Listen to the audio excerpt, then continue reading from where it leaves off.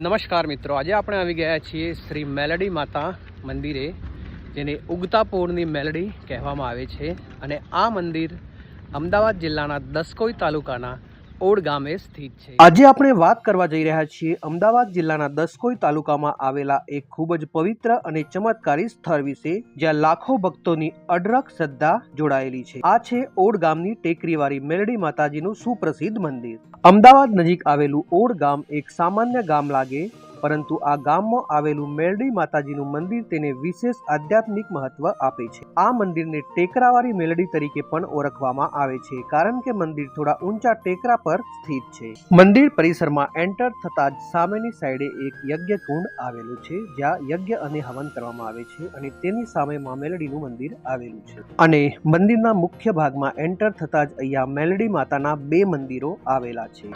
મંદિરની અંદર એન્ટર થતા સીધા સૌ પ્રથમ ઓડ ગામની મેલડી માતાનું મંદિર સ્થિત છે, અને તેની જમણી બાજુએ ઉગતા પોળની મેલડી માતાનું મંદિર સ્થિત છે. ઓડ ગામમાં આવેલા મેલડી માતાના પરચા અપરંપાર છે. શ્રદ્ધા અને ભક્તિથી આવેલા ભક્તોના દુઃખ દર્દ માતા દર્શન માત્રથી દૂર કરે. મેલડી માતાના આ મંદિર વિશે એવી માન્યતા છે કે આ મંદિર લગભગ 500 વર્ષથી પણ વધુ પ્રાચીન માનવામાં આવે છે, અને સાચી શ્રદ્ધા અને ભક્તિથી આવતા તમામ ભક્તોના દુઃખ દર્દ માતા ક્ષણભરમાં દૂર કરે છે.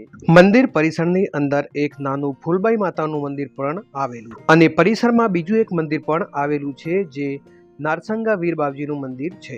મેલડી માતાના મંદિરમાં ખાસ કરીને બકરાનો ભોગ અપાતો હોય છે, પણ આ મંદિરમાં બકરાને રમતો મૂકવામાં આવે છે, તેનો ભોગ અપાતો નથી. માતાજીના દર્શન માટે ખાસ કરીને રવિવાર અને મંગળવારે અહીં ભક્તોની મોટી ભીડ જોવા મળે છે. લોકો દૂર દૂરથી પોતાના પરિવાર સાથે આવે છે અને માતાજીના આશીર્વાદ લે છે. મેલડી માતાના મંદિરની બાજુમાં જ એક પ્રાચીન જોગણી માતાનું મંદિર આવેલું છે.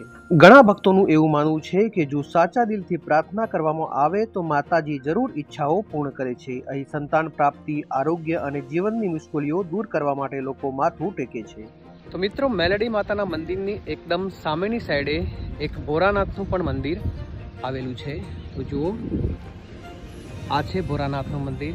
તો ચાલો જઈએ અને ભોરાનાથના દર્શન કરીએ.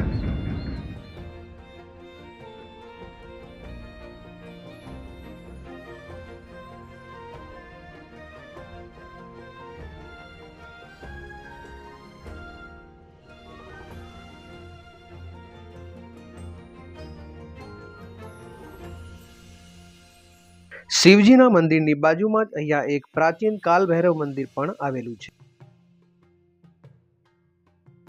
વિડીયો પસંદ આવે તો વિડીયોને લાઈક અને ચેનલને સબસ્ક્રાઇબ કરવાનું ન ભૂલશો.